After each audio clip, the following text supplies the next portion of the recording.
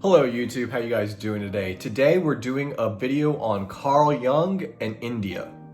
So when it comes to both Indian philosophy and Jungian psychology, the whole enterprise can be summed up in two statements. Existence is about the balance of opposites, and life is about transcending the little me, the little ego, and giving oneself over to the absolute spirit that runs through all life. For thousands of years, Indian philosophy has developed techniques for both the heightening of consciousness and for its ability to dive into the depths of the primitive psyche. Meanwhile, the West has cut itself off from the energies of the unconscious by overemphasizing the conscious ego and rationality. This little ego does not see the world in terms of balance and unity. Instead, everything is separate and opposed to each other.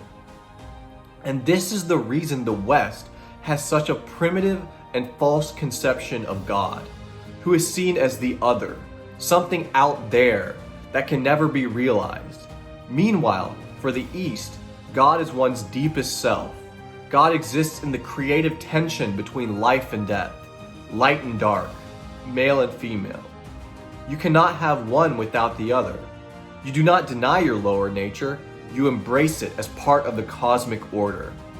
And this is the basic reason that Jung was so influenced by Indian thought, especially in regards to the idea of the self.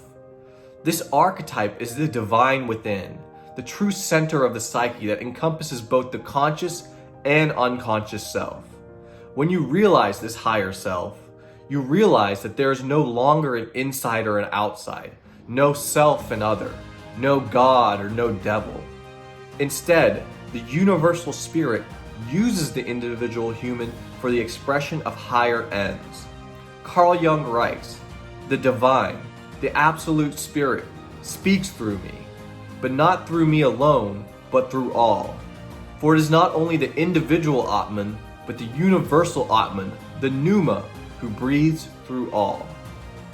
So this concept of the Jungian self, the archetype of the self that both is the center of the psyche and surrounds the psyche, encompassing both the collective unconscious, the personal unconscious, and the individual consciousness.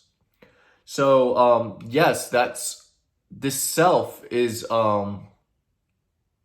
what is God, and it's the divine within. So that's all I wanted to say. Have a great day, guys.